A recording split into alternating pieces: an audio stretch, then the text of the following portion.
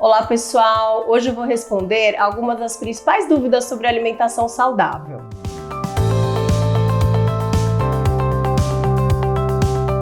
Mas primeiro eu vou explicar o que é uma alimentação saudável. Nós temos algumas leis de alimentação que são muito antigas. Lá desde 1937, um nutricionista argentino que chama Pedro Escudeiro, ele propôs 4 leis que são muito úteis, que todos entendam para poder entender um pouquinho sobre alimentação saudável. Então, vamos para a primeira lei. A primeira lei é da adequação. O que significa isso? Cada um tem uma quantidade de alimentos e de nutrientes que é adequado para o seu estágio de vida, para a sua condição física, para a sua idade, se tiver alguma patologia. Então, essa adequação é importante que seja compreendida e é o profissional nutricionista que vai fazer a avaliação para ver quais são os nutrientes necessários para cada pessoa. Por isso a importância de se consultar com um profissional nutricionista para ver essa questão da alimentação para cada um. A segunda lei, então a alimentação tem que ser adequada, a alimentação tem que ter qualidade. Quando a gente fala em qualidade, a gente pensa em conter todos os grupos alimentares numa refeição, ou pelo menos 3 refeições por dia, que são as grandes refeições, como o café da manhã, o almoço e o jantar. É bom que tenham no mínimo 3 grupos alimentares. Quais são esses grupos? Os alimentos energéticos, que são aqueles conhecidos como fontes de carboidratos, que são importantes para dar energia. Então, o arroz, as massas, farináceos, batata, mandioca, mandioquinha, até o milho também entra nesse grupo dos energéticos.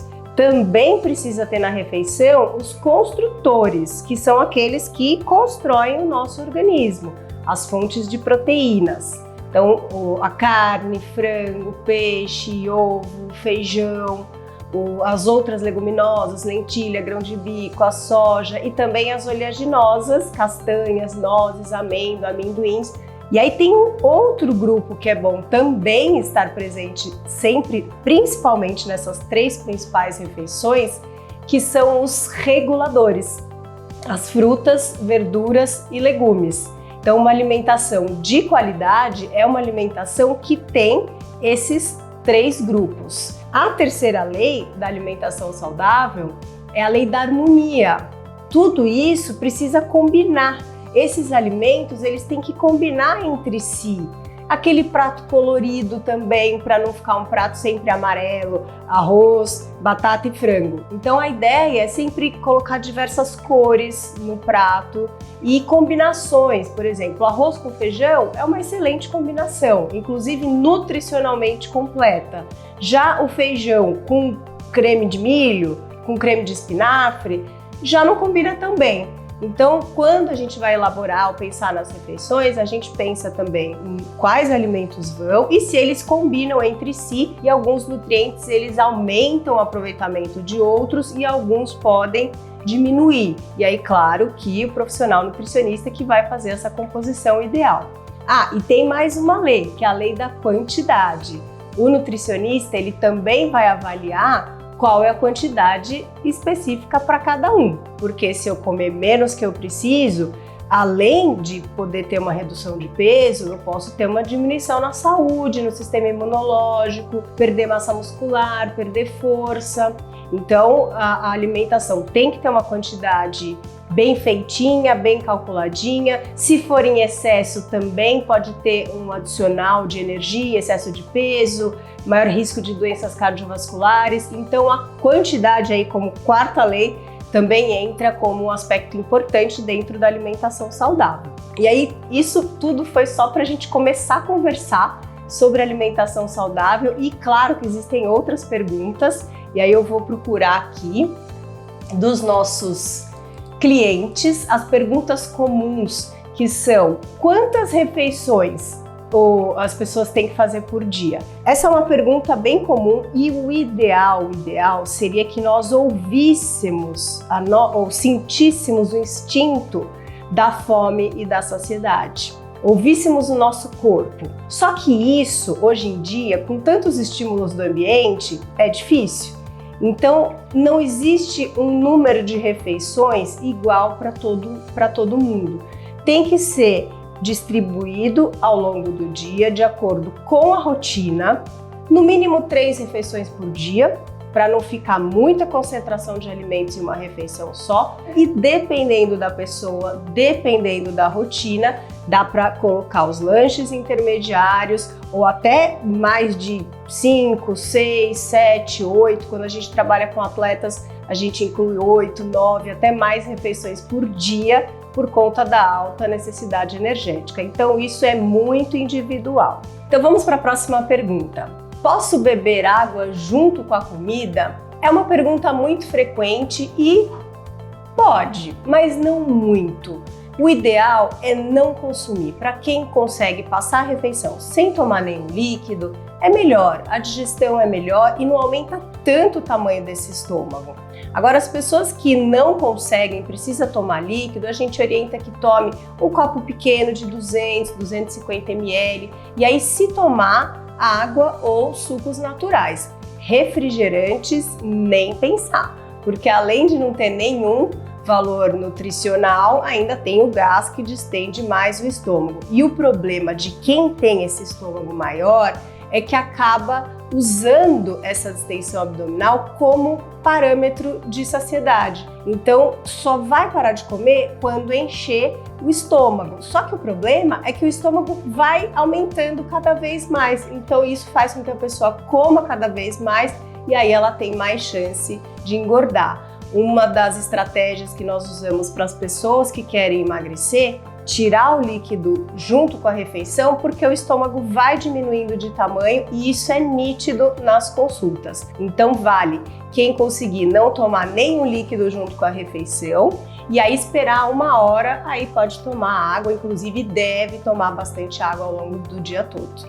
Vamos ver aqui outra dúvida que é comum, é sobre os alimentos processados e ultraprocessados. Vamos falar primeiro dos processados, que são alguns alimentos que receberam um ingrediente a mais para aumentar o tempo de prateleira.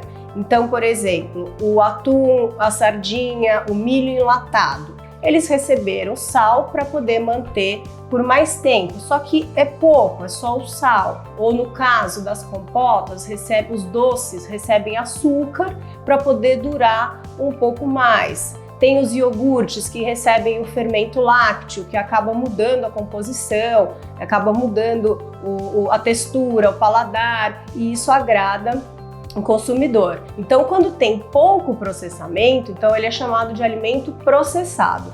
Esses a gente deve consumir com moderação. E os ultraprocessados, o próprio nome já diz, são aqueles que têm mais processos industriais. Isso faz com que eles recebam mais aditivos. Normalmente são alimentos que, quando você olha no rótulo, são aqueles que a gente compra, o pacote. Quando a gente olha no rótulo, tem muitos ingredientes. Os primeiros a gente até conhece, mas os últimos são aqueles glutamatos monossódicos, sorbato de potássio, os acidulantes, são aqueles outros nomes que normalmente nós não teríamos na despensa de casa.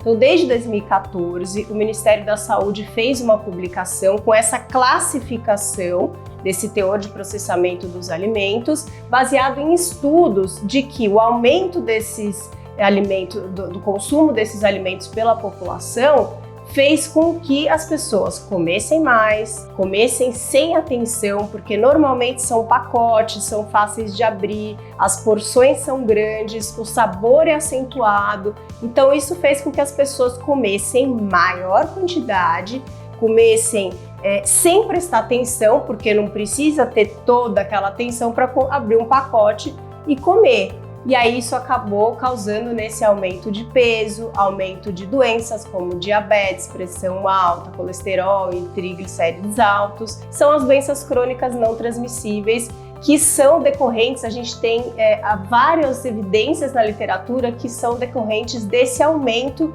de alimentos ultraprocessados.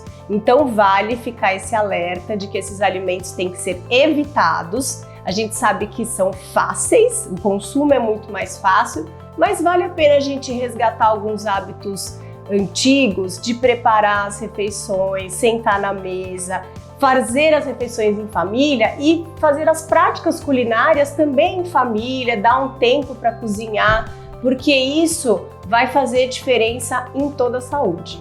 Tem mais uma pergunta para a gente fechar esse bloco. Quais alimentos devem ser a base de uma alimentação saudável? Então eu vou dar uma dica. Claro que essa dica vale para a maioria das pessoas, só que também tem que ter uma questão individualizada, se tiver alguma patologia ou se for atleta, exercício físico, pode mudar um pouquinho as proporções dentro de um prato.